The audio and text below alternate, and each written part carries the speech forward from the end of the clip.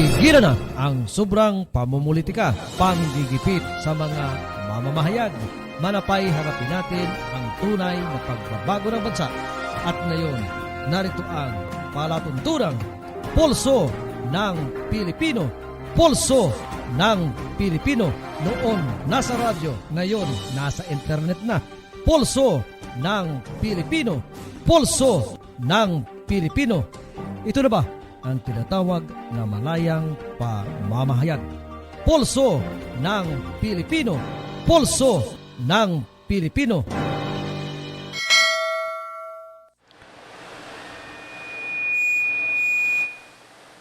Mayroon na po tayong 34 minutos, makalipas po ang alas 8 ng umaga. Sa palatuntunang Pulso ng Pilipino sa MIB4. Palatuntunang pinakinggan ninyo noon, pinakinggan kahapon, at pinakikinggan ngayon. Dalawang bisis na walan ng supply ng kuryente. Kaya ho yung iba nating mga dapat pag-usapan kanina ay hindi po ninyo napanood at napakinggan. Ano ho?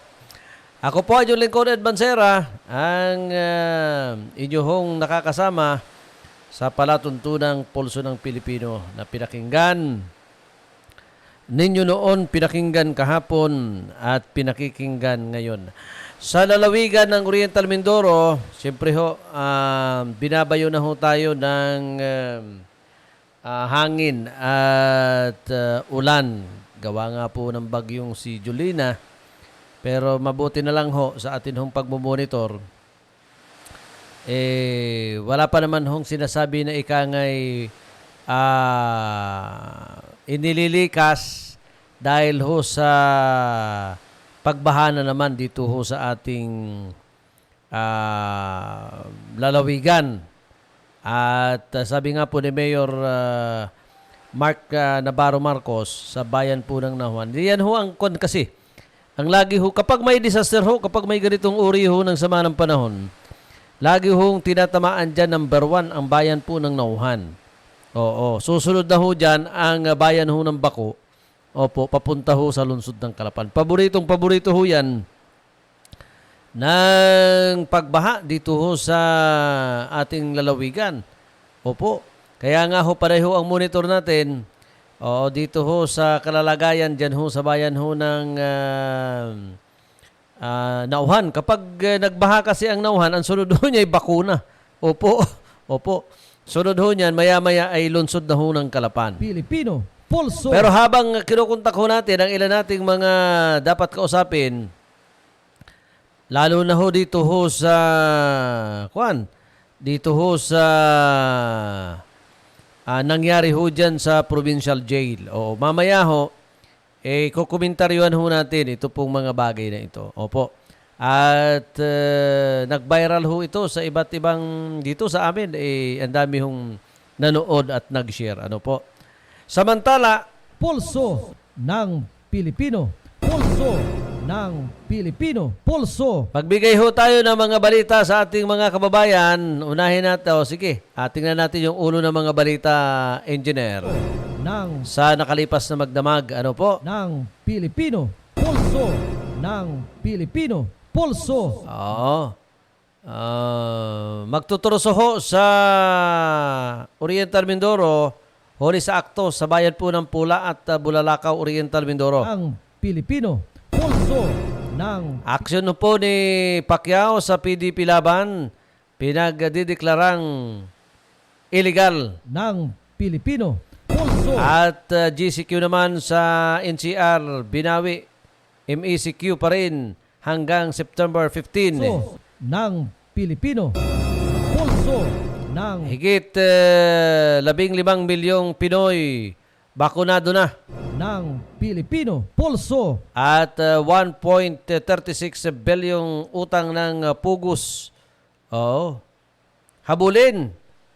Gamiting ayuda sa pamilyang Pilipino. Pulso ng Pilipino. Pulso ng Pilipino. Jobless na Pinoy, nabawasan daw. Pulso ng Paano nangyari yun? Pulso ng Pilipino. Manok naman ang PDP laban, inihayag ngayon ng Pilipino. Pulso Ex-Duterte advisor Michael Yang pinaaresto ng Senado. ng Pilipino.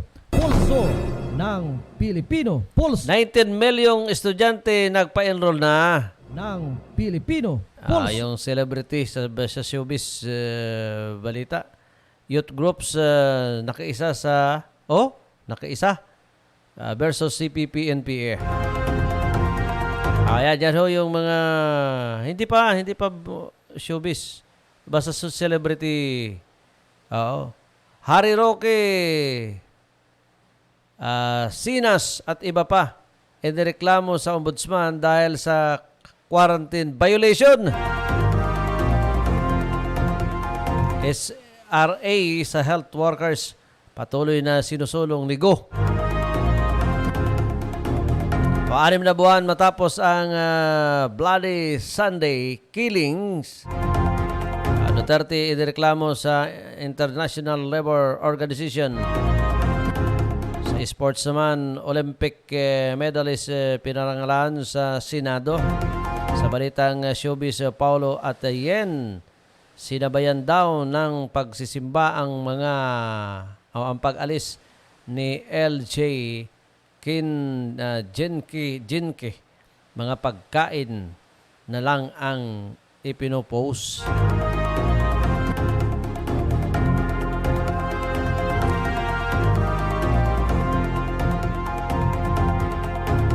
Sa balitang panahon, ito po. Ayon sa pinakahuling pagtaya ng Pag-asa, ang bagyong Jolina ay maaaring dumaan sa pagitan ng Oriental Mindoro at Batangas ngayong araw na ito, September 8. Dahil sa panganib na maaaring idulot ito ang Pasko o ang pasok. Oo. Sa lahat ng pampubliko at pribadong tanggapan at institusyon, kabilang ang mga paaralan na lahat ng antas mula Bansod hanggang Puerto Galera ay suspendido. Ba't klase?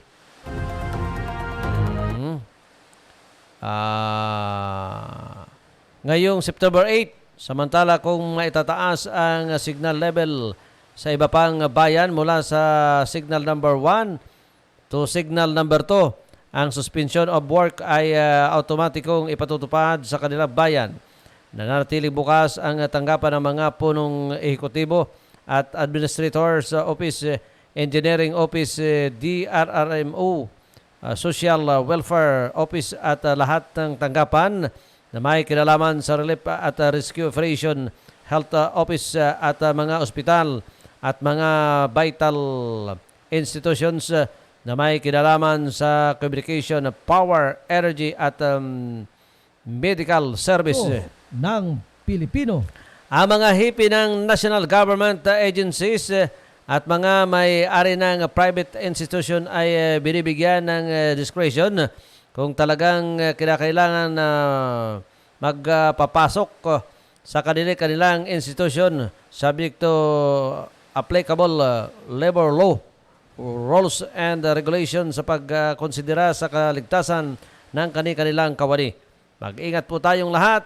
Pulso ng Pilipino. Pulso. Samantala sa bayan ng Pola, Oriental Mindoro, inaresto ng mga pulis sa Pola ang 7 lalaki dahil sa kukulamber na pinutol ng walang kaukulang permiso galing sa PCA. Bandang 1:30 ng hapon, September 2, 2021, araw ho yan ng Huwebes, isang impormante ang nagtip sa Pola Police na may nagaganap umanong illegal logging na kukulamber sa barangay Campamento at agad pinuntahan ng mga pulis. Sakto namang salansana ang mga kukulamber. 7 suspect na pawang mga lalaki ang inabutan sa lugar.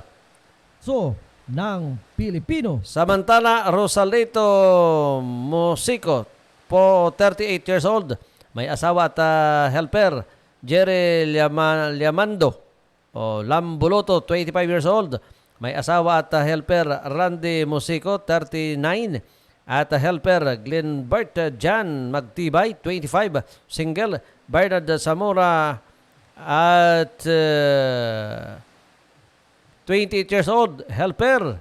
Jemar Resido Diliman, 27, may asawa. At Chersau, may asawa.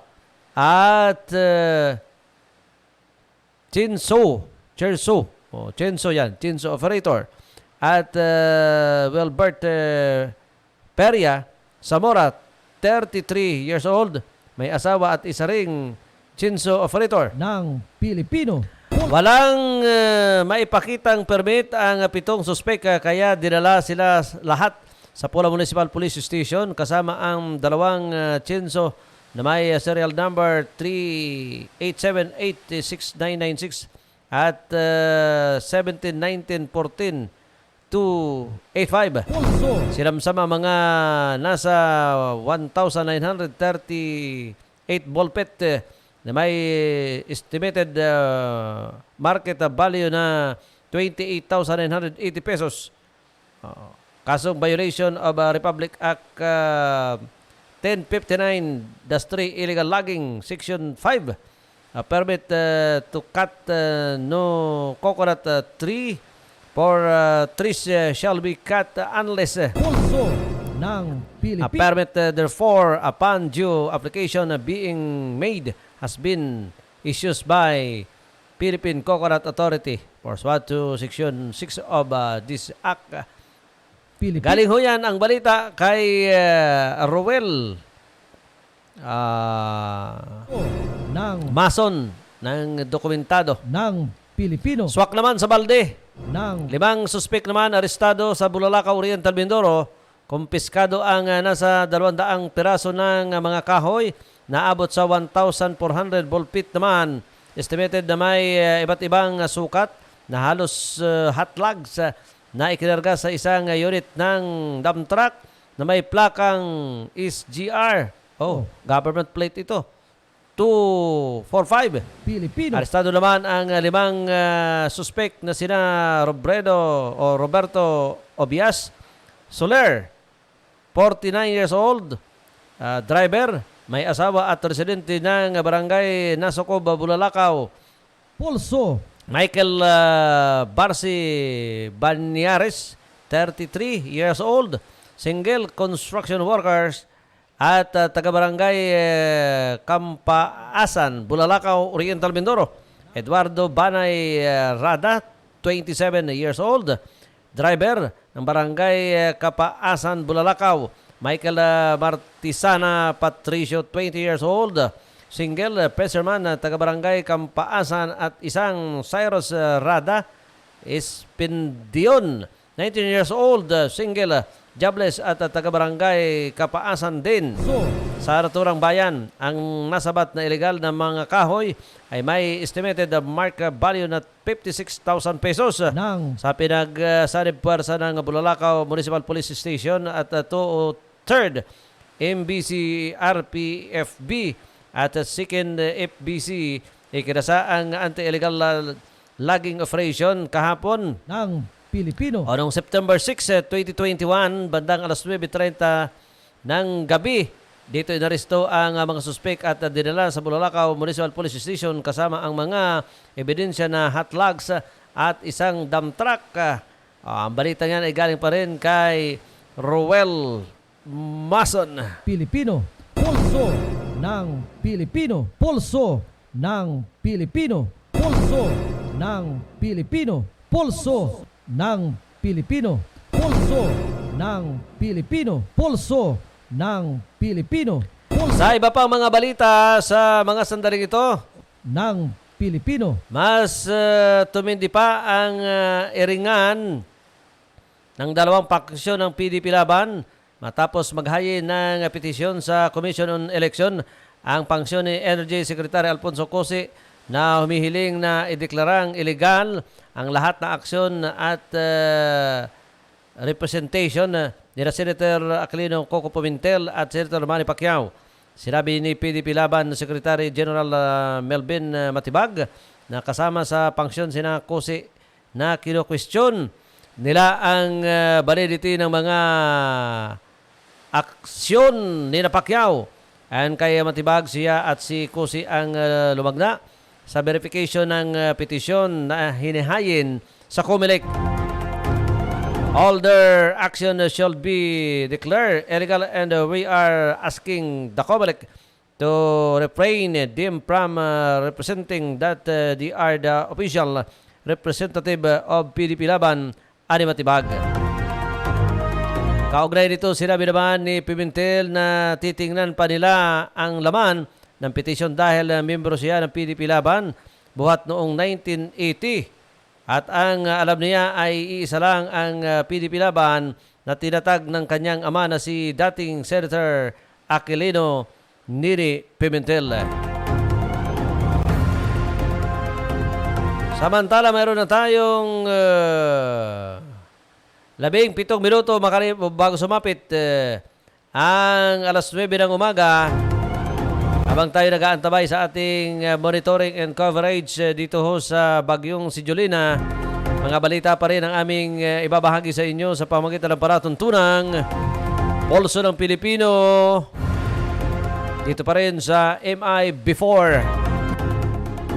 Pinagpaliban naman ng Interagency Task Force o EITF ang emerging infectious disease, ang pilot implementation ng General Community Quarantine o GCQ with the alert level system sa National Capital Region o NCR. Ayon kay Presidential Spokesperson Harry Roque, ang kasalukuyang risk classification sa Modified Enhanced Community Quarantine ay mananatili hanggang September 15, 2021 o hanggang sa ipatupad ang pilot na GCQ with the alert level system. Nilinaw ni Roque na hindi pa rin papayagan ng NCR ang indoor at all fresco dine-in service at personal care service kabilang ang mga beauty salon, beauty parlor at nail spas. Papayagan ang mga religious service sa pamamagitan ng online video recording at transmission. Samantala, papayagan ang mga membro ng pamilya na dumalo sa mga necrological service, wakes and enhancement at funeral basta hindi COVID-19. Ang sanhi ng pagkamatay, kailangan ding magpakita ng katibayan na kamag-anak ang namatay at dapat ipatupad ang minimum public health standard.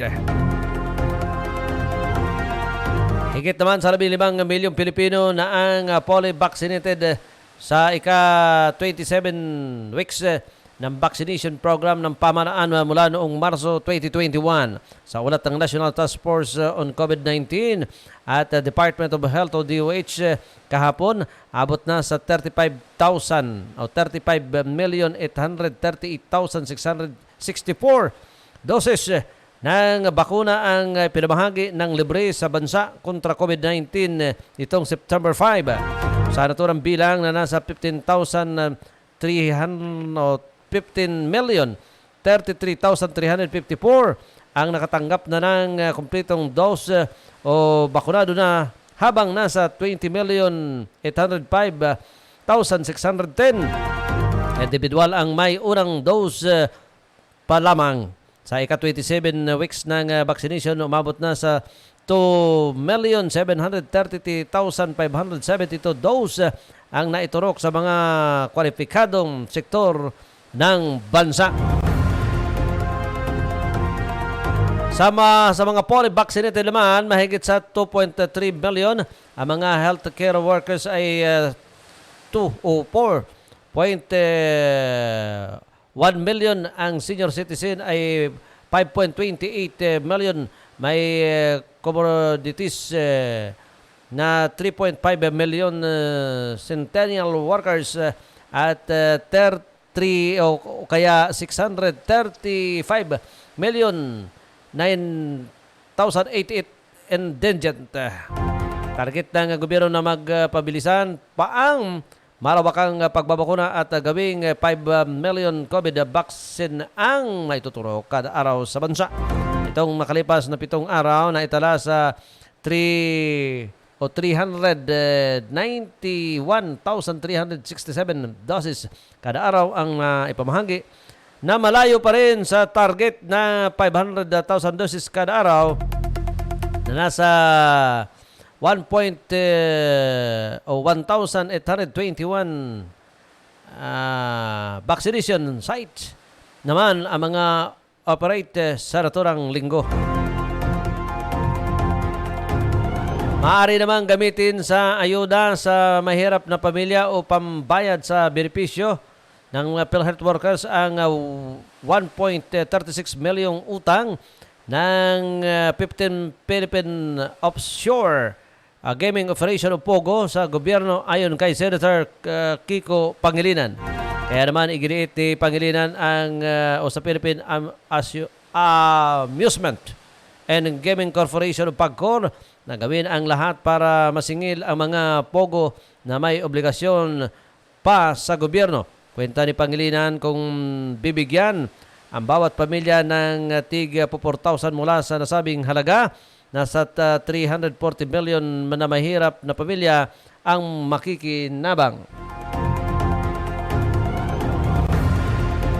Mula naman sa 4.14 milyong jobless Pinoy noong April 2021, bumaba na sa 3.7 million ang walang trabaho nitong Hulyo. Ayon sa Philippine Statistic Authority o PSA, ang unemployment rate noong July 2021 ay pumalo sa 6.9% na sinasabing pinakamababa mula nang magkaroon ng pandemic sa bansa noong April 2020. Mas mababa rin umano ito sa 7.7% na unemployment rate noong June na nakapagtala ng 3.8 milyong jobless na Pinoy. Makikita ang mataas na percentage ng mga jobless na Pinoy sa Metro Manila 9%, Central Visayas 8.8%, Bangsamoro Autonomous Region at Muslim Mindanao 8.2%, Bicol Region 7.9%, Calabarzon 7.7% at Mimaropa 7.1%.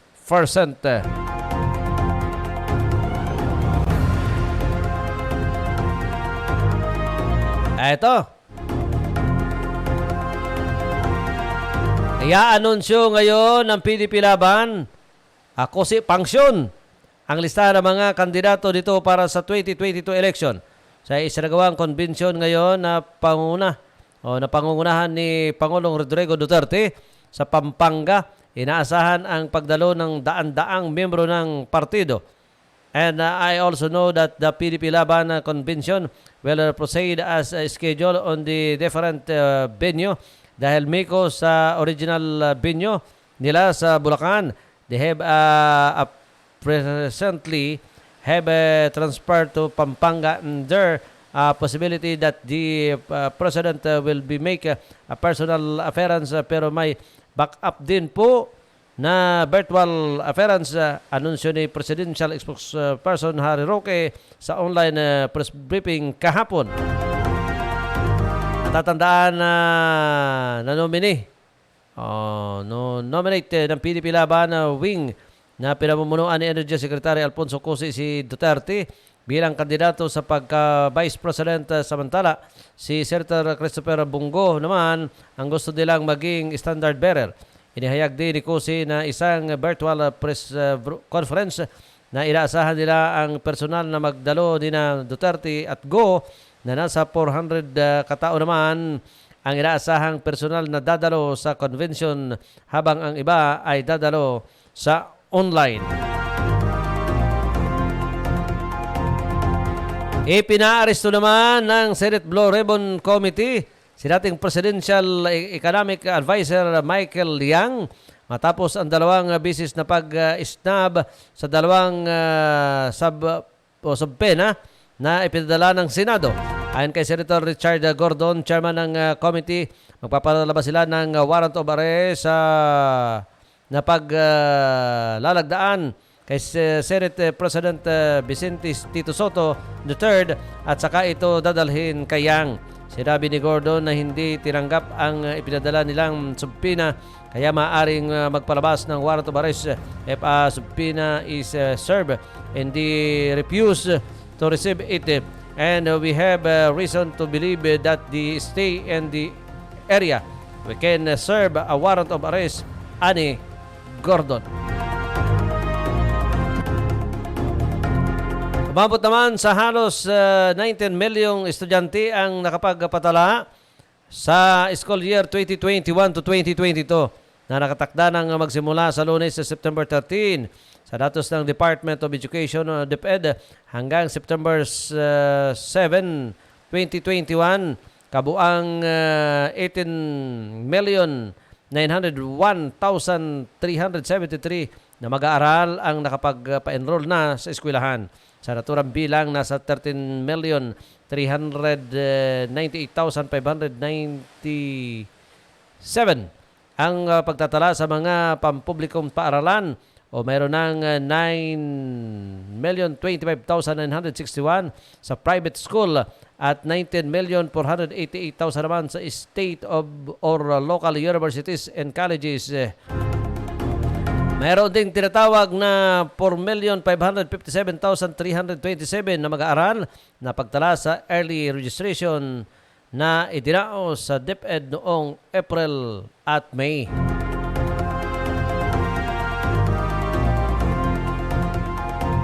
Nakisa na rin sa National Task Force to and the Local Communist Armed Complex o NTF das LCAC ang ilang celebrity at grupo ng kabataan upang isulong ang advokasya sa kapayapaan at kaunlaran at tututulan ang mga pag-aabuso ng Communist Party of the Philippines New People's Army o Army National Democratic Front o CPP NPA-NDF sa balita o sa balitaan ng naturang ahensya.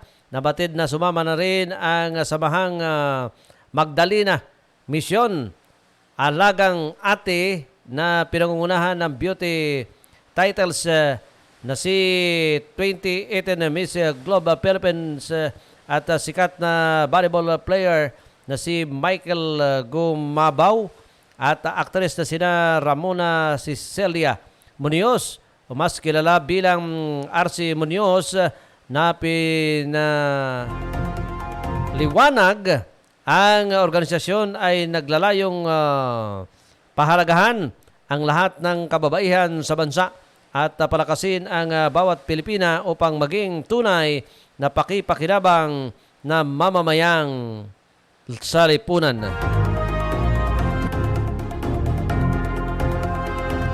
Ilang miyembro naman ng gabinete at mga opisyal ng gobyerno ang hinayinan ng reklamo sa tanggapan ng ombudsman matapos silang di umano lumabag sa mga paghigpit ng pamahalaan laban sa coronavirus disease o COVID-19. Ilan sa mga pinaalalahanan ng grupong Pinoy Action sa kanilang reklamo sa ombudsman, sina Presidential Spokesperson Harry Roque, Tourism Secretary Bernadette Romulo Poyat, San Juan City Mayor Francisco Zamora at iba pa. Clearly, the Presidential Spokesperson is not only making mockery of illegal mandated minimum public health standard in response to COVID-19 pandemic. He employed his power if he is beyond the role of law ayon sa Pinoy Action Martes.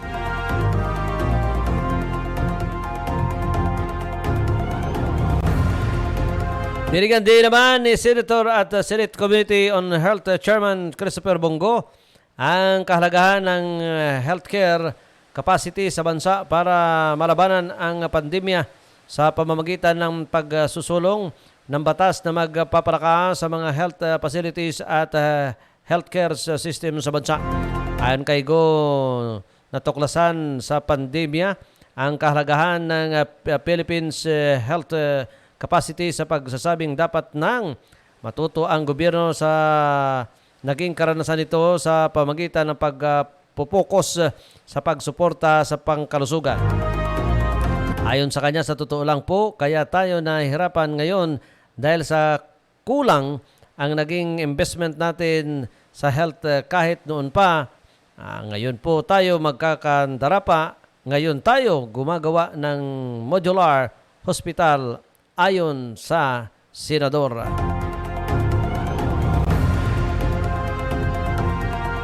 Naghahain naman ng formal na reklamo ang mga sektor ng paggawa ng reklamo sa International Labor Organization sa ika-6 na buwan ng paggunita ng Bloody Sunday, killing sa Calabarzon na siyang ikinasa ng Philippine National Police o PNP noong ika-7 ng Marso 2021.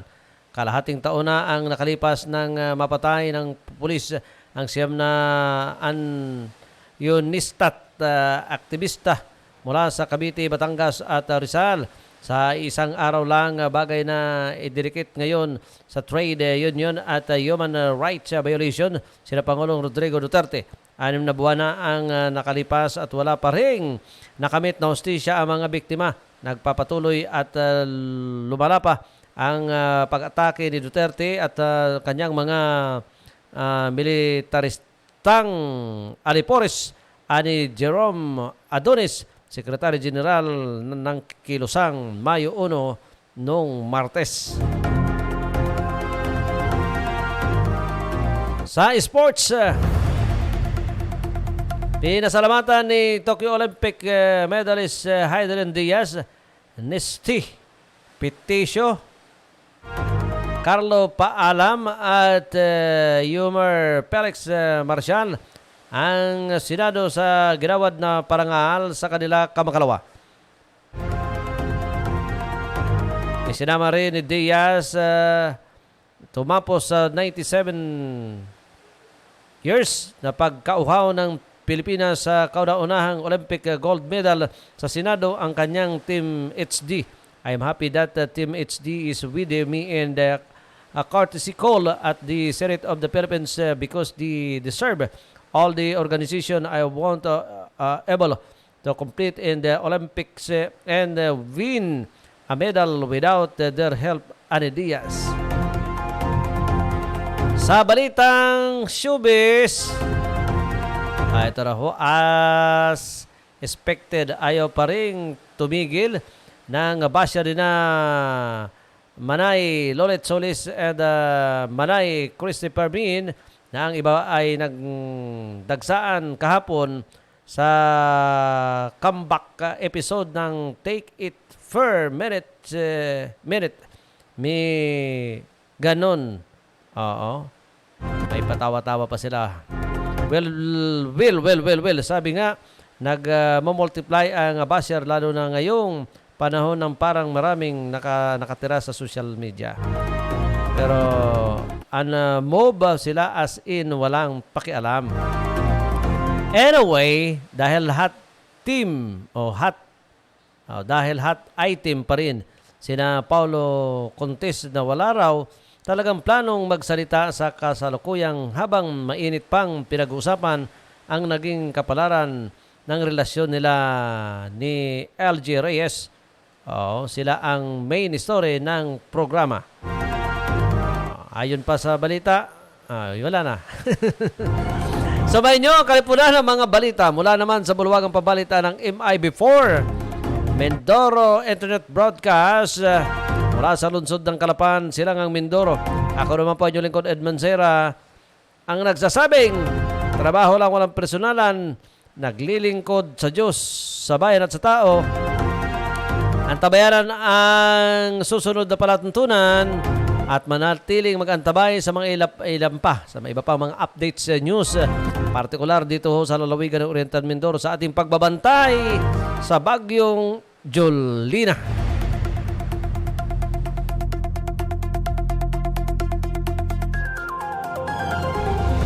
Mula sa gitna ng lungsod ng Calapan, MIB4 Mindoro Internet Broadcast sa makabagong teknolohiya sa larangan ng online radio, tunog EM radio, tunog EM radio, mga palatuntunang pangradyo ngayon nasa internet na. MIB4 Mindoro Internet Broadcast. Una sa balita, musika at rap. Tunog EM Radio. MI-Before. Tunog EM Radio. MIB4 Mindoro Internet Broadcast. Abangan, subaybayan, panoorin, pakinggan. MIB4 Mindoro Internet Broadcast. Galing at